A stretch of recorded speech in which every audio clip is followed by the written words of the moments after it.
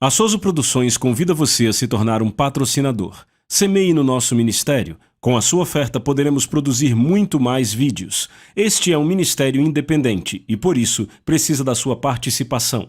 Inscreva-se no canal e compartilhe os vídeos. Seja um multiplicador desta visão.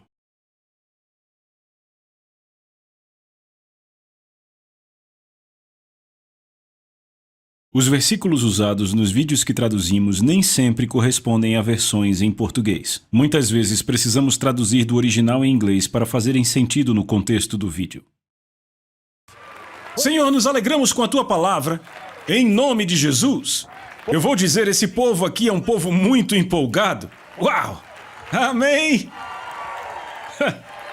Uau, é impressionante.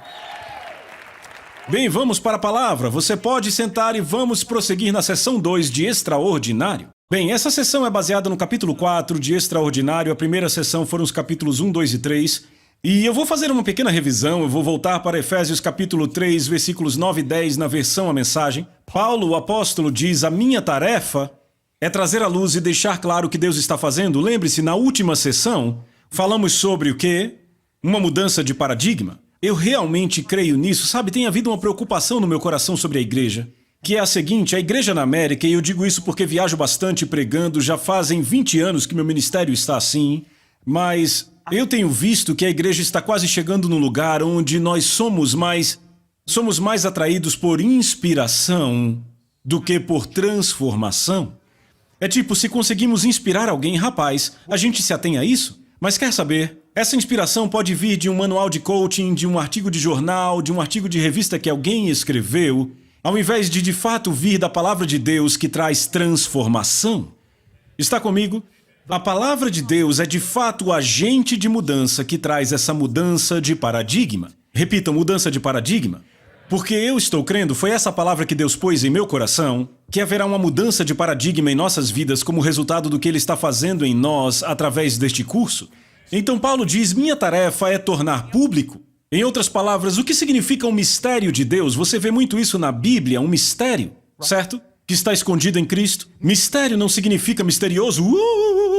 Mistério não significa isso. Mistério simplesmente são verdades não reveladas. Como essas verdades não reveladas são reveladas pelo Espírito Santo? Veja, Jesus olhou para Pedro e disse, Pedro, você é bendito, porque não foi carne ou sangue que te revelaram isto, mas o meu Pai que está no céu revelou isso a você.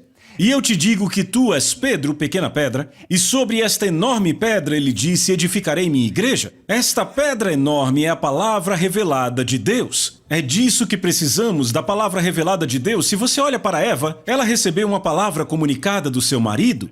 Deus deu o comando de que poderiam comer livremente de toda a árvore, certo? Antes de Eva chegar. E Eva provavelmente disse, Adão, o que foi que Deus disse enquanto eu não estava aqui? E Adão disse, tá vendo aquela árvore ali? Podemos comer de todas as árvores menos dela? Então quando o diabo veio e tentou Eva, ela disse, não podemos comer nem tocar. Deus não disse nada sobre tocar. Entende? Ela só tinha o conhecimento comunicado. Precisamos do conhecimento revelado porque isso é o que traz transformação. O que Eva teria feito se tivesse ouvido de Deus? Sabe, eu desafio vocês, para que em tudo que vocês ouçam, nessas próximas 11 lições, vocês vão mesmo na palavra de Deus e procurem e cavem e permitam que o Espírito Santo expanda. Mas deixa eu dizer, há uma unção aqui, e o Espírito Santo vai fazer coisas explodirem no coração de vocês nessas 11 sessões, mas eu te desafio a voltar para a palavra e fazer com que ele edifique sobre isto. Foi sobre isso que Jesus disse que edificaria a sua igreja. A igreja dele não é edificada sobre informações, não é edificada sobre inspiração, ela é edificada sobre transformação. Você está comigo? Se você olha para Pedro, mesmo depois que metade da equipe foi embora, Jesus pergunta, e você, Pedro, também não vai? E ele diz, eu também não gostei dessa história de comer sua carne e beber seu sangue, mas eu sei que você é o Cristo, então ele ficou. Foi aquela palavra revelada de Deus que fez com que ele permanecesse. Estão comigo? É nisso que eu quero que você continue crendo ao longo dessas 11 sessões. Eu quero que você creia e diga, Deus, eu quero que você exploda a sua palavra em meu coração. Eu quero ouvir a sua voz na voz desse cara. Estão me ouvindo? Vocês estão comigo? Eu estou empolgado. Eu estou tentando ir para a Bíblia. A minha tarefa é trazer à luz Deixar claro, veja, isso é conhecimento revelado. O que Deus está fazendo em segredo e por trás dos bastidores. Através de cristãos como vocês, este extraordinário, gritem extraordinário. Plano de Deus está se tornando conhecido e sendo falado até entre os anjos. Eu amo saber que eu estou dando assunto para os anjos. Certo? Então vamos para a definição de extraordinário. O que está além do normal, excepcional. O que excede a medida comum. Alguns sinônimos: notável, maravilhoso, inimaginável, e antônimos são comum, normal e usual. Lembre-se, o oposto de extraordinário é normal. Agora, na sessão passada, estabelecemos o fato de que Deus não apenas quer que vivamos extraordinariamente, mas que isso agrada a Ele. Repitam, agrada a Ele. Certo? Vamos de novo à Bíblia, 2 Coríntios capítulo 5, versículos 9 e 10. Assim fazemos disso nosso alvo, quer presentes ou ausentes, o bem agradarmos, repitam, bem agradarmos, a Jesus. Por quê? Porque todos devemos comparecer perante o tribunal de Cristo para que cada um receba segundo tiver feito, por meio do corpo, quer seja bem ou mal. Repitam, bem ou mal. Repitam, mal. Você percebe que Paulo está dizendo que no julgamento do crente haverá literalmente coisas ruins pelas quais devemos prestar contas? Eu deixei isso claro na sessão passada. Nossos pecados foram erradicados pelo sangue de Jesus. Estão comigo? Então, quais são essas coisas más? Hoje eu vou falar com vocês sobre isso. Estão comigo não só para o mal, mas também para o bem. O que eu quero que você entenda é que há coisas pelas quais prestaremos conta, que são más e sofreremos perdas eternas como crentes. Estão comigo? 1 Coríntios capítulo 3, vimos que Paulo disse que para certas pessoas no dia do julgamento de Cristo tudo será queimado, porque fizeram tudo por motivos carnais, mas ainda assim serão salvas e entrarão no céu por causa da obra salvadora de Jesus. Isso não é maravilhoso?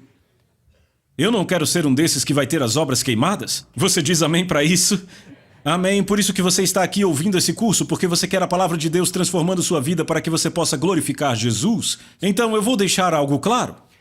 O tribunal de Cristo irá mais fundo, além das nossas palavras e ações. Ele irá direto nos nossos pensamentos, motivos e intenções dos nossos corações.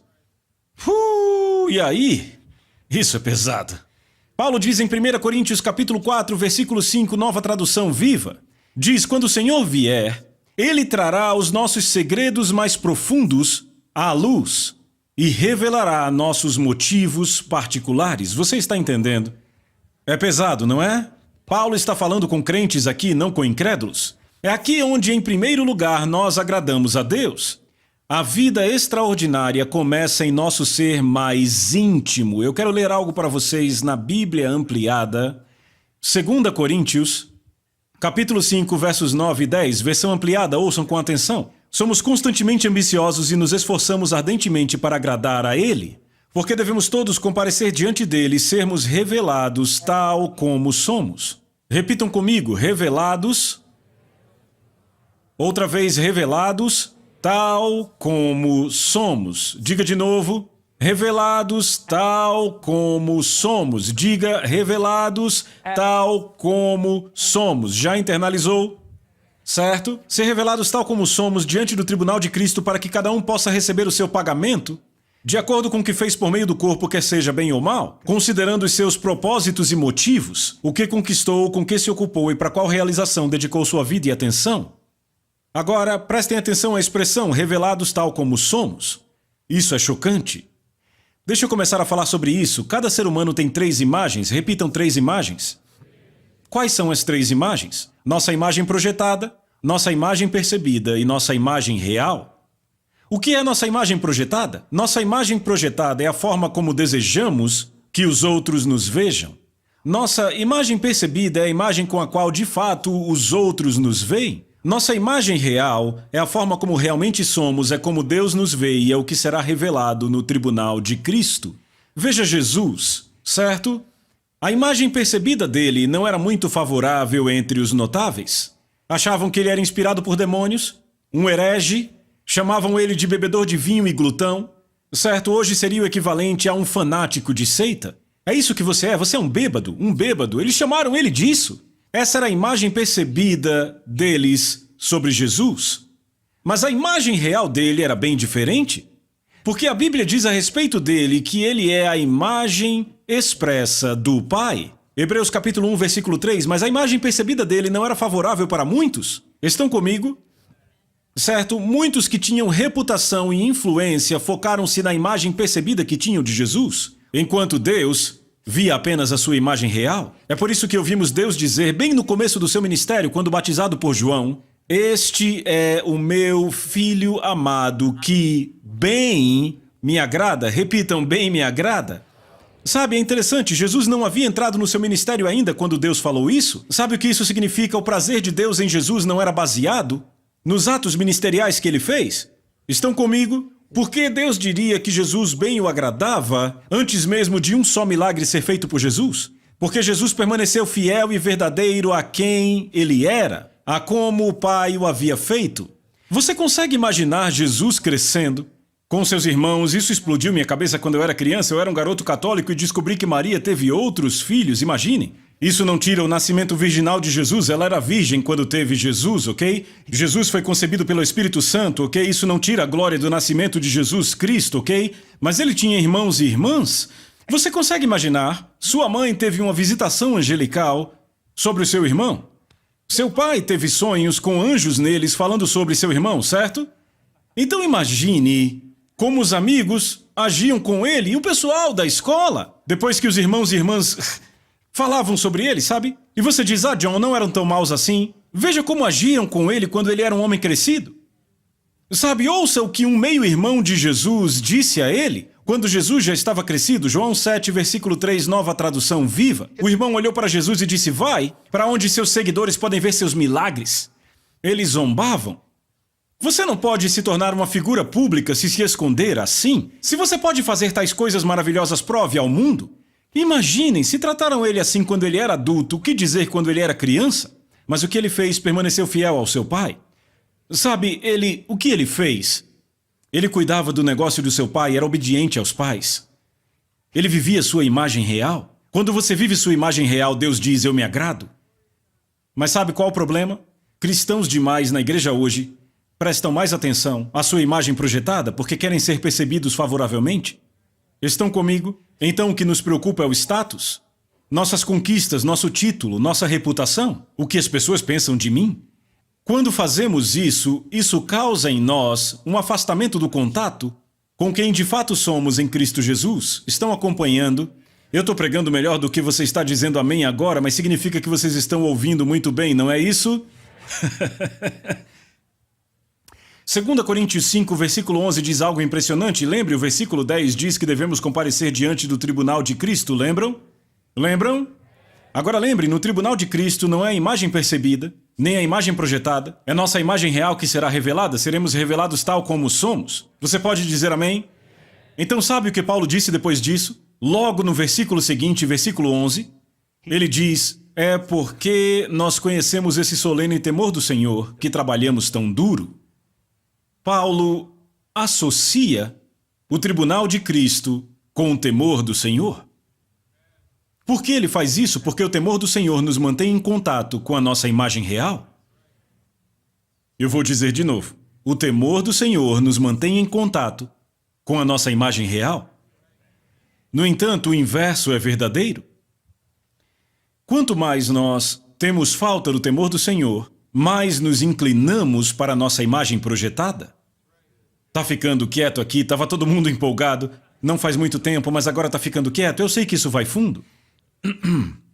Você deve lembrar que prestaremos conta pelo bem e pelo mal no tribunal de Cristo. Certo? O solene temor do Senhor nos afasta do mal. Diga amém para isso. O apóstolo Paulo, deixa eu te contar isso. Ele foi um cara que temeu a Deus, ele não se importava com o que as pessoas pensavam, ele só queria ter certeza de que agradava a Jesus. Ele escreveu em Gálatas 1:10, eu amo essa passagem, é uma das minhas favoritas, no que diz respeito ao ministério. Sabe, eu tenho várias favoritas, na verdade eu amo a Bíblia inteira, todas são favoritas, mas enfim, ele diz, ouça o que ele diz em Gálatas 1:10, ele diz, isso soa como se eu estivesse tentando ganhar aprovação humana? Certamente não. O que eu quero é a aprovação de Deus. Aí está o temor do Senhor. Eu estou tentando ser popular com as pessoas? Se eu ainda estivesse tentando fazer isso, não seria um servo de Cristo? Um dia Deus falou comigo e disse, no dia que você tentar agradar as pessoas, terá abandonado o seu chamado? Ele disse: não será mais servo de Cristo, será servo dos homens. Não me entenda errado, como servo de Cristo eu sirvo a homens, mas eu estou falando de ser escravo das opiniões dos homens ao meu respeito. Estão comigo? Paulo temia a Deus e escreveu sobre isso bem no começo da carta, e eu tenho certeza que as suas razões eram alimentadas pelo encontro que ele teve com Pedro, Barnabé e outros, e ele fala disso no capítulo 2. Porque ouça o que Paulo escreve no capítulo 2 do livro de Gálatas, na Bíblia a Mensagem. Ele diz: quando Pedro veio a Antioquia, eu tive um confronto face a face com ele porque ele estava claramente desalinhado. Vejamos a situação. Anteriormente, antes que certas pessoas tivessem chegado da parte de Tiago, ele comia regularmente com os não-judeus. Mas quando aquele grupo conservador chegou de Jerusalém, ele cautelosamente recuou e deixou o máximo de distância possível entre si e seus amigos não-judeus. Isso demonstra o quanto ele estava temeroso da facção dos judeus conservadores que tem pressionado para a manutenção do velho sistema da circuncisão. Infelizmente, o restante dos judeus na igreja de Antioquia se juntou a essa hipocrisia. Repitam, hipocrisia. De modo que até Barnabé foi influenciado por essa dissimulação. Mas quando eu vi que eles não estavam mantendo um rumo firme e reto de acordo com a mensagem, com a palavra de Deus, levantei a voz para Pedro diante de todos, dizendo: se você, um judeu, vive como um não-judeu quando não está sendo observado pelos cães de guarda de Jerusalém, que direito você tem de exigir que os não-judeus se conformem aos costumes judaicos só para dar uma impressão favorável aos seus velhos colegas judeus? Uau, isso é forte. Você percebe que isso está na Bíblia para todo mundo ler? Pedro focou mais em sua imagem projetada, porque ele buscava desesperadamente a desejada aprovação. Ok, ele queria ser favorável, ele queria que sua imagem percebida fosse favorável entre aqueles que ele buscava aprovação. Estão acompanhando? É por isso que Provérbios nos diz, está em Provérbios 29 e 25, Provérbios diz: é perigoso, repitam, perigoso, estar preocupado com o que os outros pensam de você. Na ausência dos líderes que estavam em Jerusalém, Pedro vivia sua imagem real. Isso lhe dava poder para ser um verdadeiro representante de Jesus. Quando eles chegaram, ele passou a viver a sua imagem projetada. Não foi edificante para os outros crentes e Deus não se agradou. Agora eu quero deixar claro, Pedro é um santo. Ele está no céu. Esse é o tipo de motivação e comportamento errado que será examinado no tribunal de Cristo. Estão comigo? Ei, você está entendendo? Se vivemos com o objetivo de agradar a Jesus, não escorregaremos sendo controlados pela imagem percebida de outros. Agora ouça com atenção o que Hebreus 4 diz, é impressionante, mas ouça isso com atenção. Pois a palavra de Deus é cheia de poder vivo. Agora ouça, é mais afiada que a faca mais afiada, cortando fundo, repitam, fundo, em nossos pensamentos e desejos mais íntimos. Ela nos expõe pelo que realmente somos. Estão entendendo isso? Não é quem projetamos ser, não é o que as pessoas percebem de nós, a palavra de Deus nos expõe pelo que realmente somos. Nada em toda a criação pode se esconder dele, tudo está patente e exposto diante dos seus olhos, é a esse Deus que devemos explicar tudo o que tivermos feito. Isso foi escrito para crentes. Ela nos expõe pelo que realmente somos, não pelo que projetamos ser. Sabe, tem uma passagem maravilhosa no livro de Ezequiel. Deus diz no livro de Ezequiel, capítulo 8, verso 12, ele disse: filho do homem, você vê o que os homens estão fazendo aqui no escuro? Dizem a si mesmos, Deus não nos vê? Deixa eu dizer uma coisa a vocês. Esses eram os líderes de uma nação espiritual. Os líderes de uma nação espiritual nunca diriam para si mesmos, conscientemente, Deus não vê o que eu estou fazendo. Porque sabem que Deus é Deus. Onde está esse pensamento? No seu subconsciente? No seu coração? Estão comigo? Então agora você começa a viver uma vida pensando, o que você faz é reduzir a glória de Deus, porque quando você teme a Deus, você conhece tudo de Deus, você está reduzindo ele a um homem. Porque quantos sabem que podemos esconder as coisas dos homens? Podemos esconder motivos dos homens. O que a falta do temor do Senhor faz? Veja, o temor do Senhor põe Deus lá em cima. A falta do temor do Senhor o reduz a uma imagem feita segundo o homem, Romanos capítulo 1. Veja, foi isso que Arão fez. Arão construiu aquele bezerro e não chamou ele de Baal ou de algum outro deus, ele chamou ele de Jeová. Ele o reduziu a algo a que a sociedade dele estava acostumada. Ele viveu 83 anos no Egito, lá tinham todo tipo de divindades às quais podiam adorar, em suas imagens. Então ele fez a sua imagem de Jeová, chamou de Jeová, para que pudessem fazer o que queriam sem prestar contas. Aqueles líderes em Israel reduziram Deus pensando que eles podiam esconder algo de Deus. Quando você teme a Deus, você sabe que tudo está aberto e exposto diante dele a quem devemos prestar contas.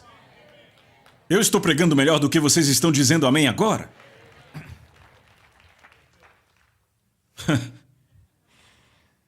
Uau! O que é o temor do Senhor? Primeiro, deixa eu te dizer, não é ter medo de Deus. Como podemos ter um relacionamento e intimidade com alguém de quem temos medo? Não é possível. E creia, a paixão de Deus é ter relacionamento e intimidade conosco. Então, o que é o temor do Senhor? Eu acho que o temor do Senhor pode ser melhor identificado quando Moisés tira o povo do Egito. Quando saem do Egito, para onde Moisés os leva? Leva direto para o Monte Sinai, não é? Por que vai para o Monte Sinai? Porque foi lá que ele encontrou Deus na sarça. Ele queria levá-los para encontrarem Deus. Uma das coisas mais impressionantes que eu descobri sobre Moisés e os filhos de Israel foi a seguinte: Israel foi abusada pelo Egito, levaram chicotadas, comeram do pior, viviam em favelas, seus bebês eram mortos pelos egípcios. Mas ainda assim saíram do Egito e ficavam dizendo: queremos voltar, era melhor voltar para o Egito. Moisés sai do Egito. Moisés vivia no melhor, o seu avô era o homem mais rico do mundo. Ele come, veste o melhor, aprende o melhor. Ele tem tudo que um homem pode desejar. Ele sai do Egito e nunca diz: eu quero voltar. Por quê? Porque Moisés teve um encontro com Deus face a face na sarça. Israel teve uma chance naquele monte. Porque era isso que Moisés queria que eles fossem até o monte para encontrar Deus na sarça. Quando Deus desce aquele monte, sabe o que Israel faz? Eles, em completo terror, fogem. E sabe o que Moisés diz, Êxodo 20:20? Se você quer uma visão 20:20, aí está a verdadeira. Moisés olha para o povo depois que eles fugiram e ele diz: não temam. Repitam, não temam. Ele diz: porque Deus veio para testar vocês. Qual é o teste? Que o temor dele esteja em vocês para que não pequem. Não, peraí, parece uma contradição. Moisés diz: não temam, repitam, não temam, porque Deus veio testá-los para ver se há temor em vocês? O que Moisés está fazendo, diferenciando entre ter medo de Deus e o temor do Senhor? Há uma diferença. A pessoa que tem medo de Deus tem algo a esconder. O que Adão faz no momento em que ele desobedece a Deus, ele se esconde da presença de Deus. Foi o que os líderes em Ezequiel fizeram. Estão comigo? Mas a pessoa que teme a Deus não tem nada a esconder. O medo delas é ficar longe de Deus. Estão comigo? Se olharmos para o rei Davi, repitam, rei Davi.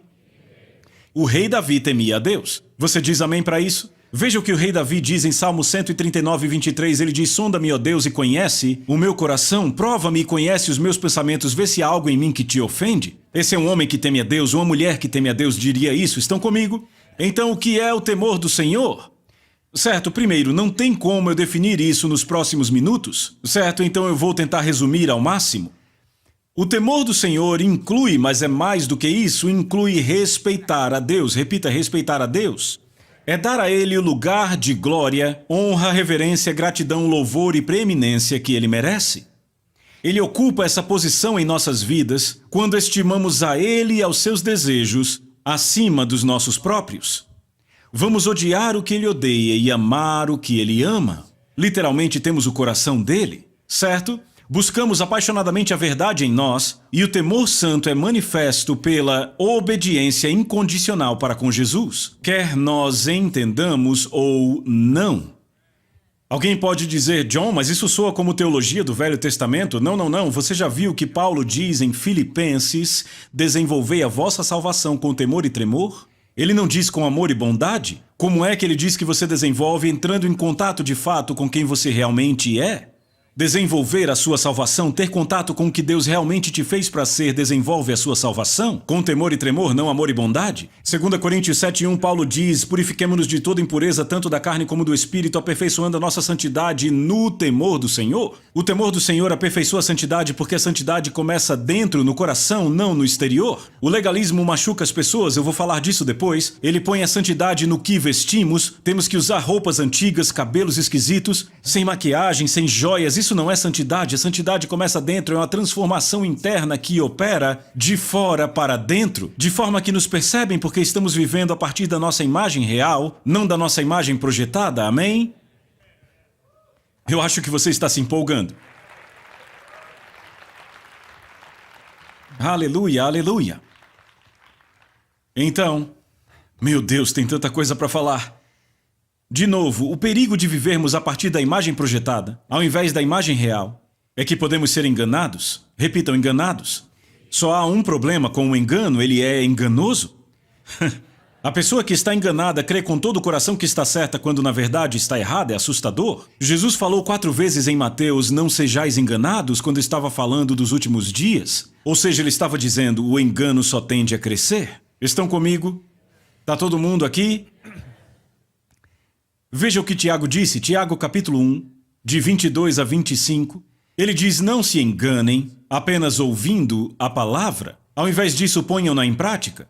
Se você ouve a palavra, mas não a pratica, você é como as pessoas que se olham no espelho e se veem como são, dão uma boa olhada em si mesmas e aí vão embora, e de uma vez só esquecem como se pareciam. Mas se você olha de perto a lei perfeita, que liberta as pessoas e continua prestando atenção a ela, e não simplesmente ouve e depois esquece, mas a põe em prática, você será abençoado por Deus no que fizer. Repitam, olhar no espelho.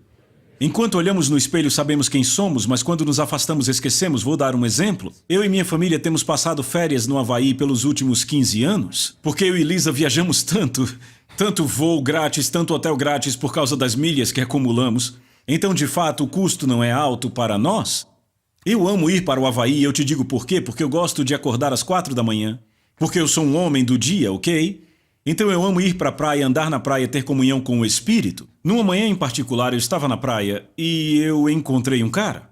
E eu realmente tentei evitá-lo, mas sabe, de cruzar com ele. E ele, ei, cara, o que tá pegando? Eu disse, nada não, cara. Ele disse, essa ilha não é maravilhosa? Ele disse, cara, as mulheres, as festas, eu tô adorando isso aqui. E aí ele falou sobre o fato de que a esposa, eu acho que era a esposa e 2 garotas estavam lá em cima. Ele falava um palavrão a cada frase, falando das festas, entende?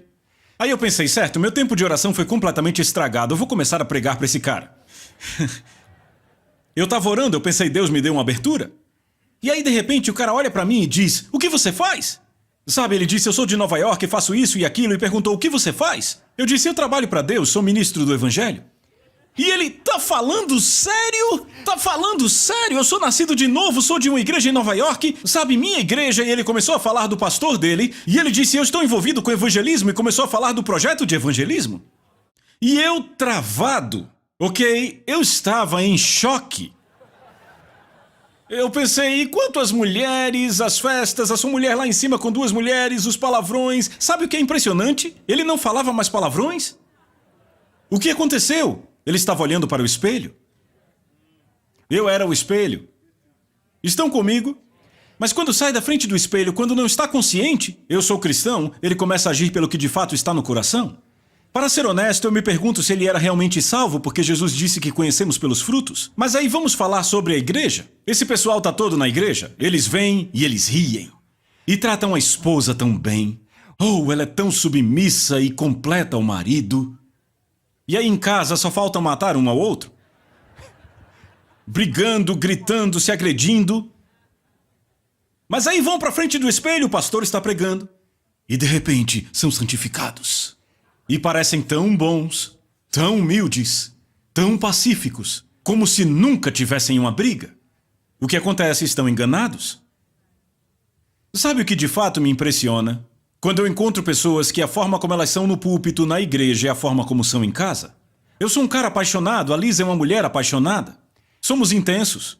Eu vou ser honesto, às vezes levantamos a voz em casa. Mas quer saber, nunca dura mais que alguns minutos. Os 2 são italianos, somos intensos. Nunca atacamos um ao outro, só somos intensos no que acreditamos.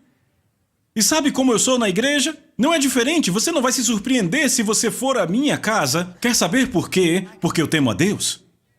Sabe por quê? Porque o espelho está sempre diante de você quando você teme a Deus. Estão comigo? Você não engana Deus quando age de uma forma na igreja e outra dentro de casa? Ah, eu tô dizendo, tá ficando bom, não? Oh, meu Deus, meu Deus, meu Deus. Então, se escolhemos focar em nossa imagem projetada, vamos abandonar a bênção de sermos transformados na imagem de Jesus Cristo. Tem que ser uma escolha firme, pessoal. Você tem que firmar um propósito no coração de temer a Deus. Salmo 111, verso 10 diz: o temor do Senhor é o princípio da sabedoria. Você nunca encontrará sabedoria fora do temor do Senhor. Deus não se revelará fora do temor do Senhor, porque a Bíblia diz que é onde ele se revela, no temor do Senhor. Estão comigo? Tiago faz uma declaração: quem entre vós é sábio e inteligente? Tiago está obviamente falando disso. Ele está perguntando quem entre vós teme o Senhor, porque não há sabedoria ou inteligência fora do temor. Ele disse: mostrem mansidão de sabedoria mediante condigno proceder suas obras. Se pelo contrário tendes inveja no coração, não minta contra a verdade. Essa não é a sabedoria que desce lá do alto? O temor do Senhor, mas é sensual e demoníaca. Ok, a palavra de Deus nos protege desta armadilha. Eu estou te dizendo algo. Eu passei anos clamando: Senhor, eu quero ser batizado no Espírito Santo do temor do Senhor. Eu não apenas quero ser batizado no seu amor, mas eu quero ser batizado no seu santo temor. Esse é o lado saudável. Uma moeda tem cara e coroa. Ele é o Abba Pai, mas ele é fogo consumidor. Ele é papai, mas também é o justo juiz. Temos que conhecê-lo como nosso papai que nos ama incondicionalmente e também como nosso rei vencedor de guerra que está voltando e que é o rei do universo. Você aprendeu algo bom hoje? Amém? Não viva pela sua imagem projetada, viva pela sua imagem real. No temor do Senhor, Deus te abençoe e até a próxima. A Soso Produções convida você a se tornar um patrocinador. Semeie no nosso ministério. Com a sua oferta poderemos produzir muito mais vídeos. Este é um ministério independente e, por isso, precisa da sua participação. Inscreva-se no canal e compartilhe os vídeos. Seja um multiplicador desta visão.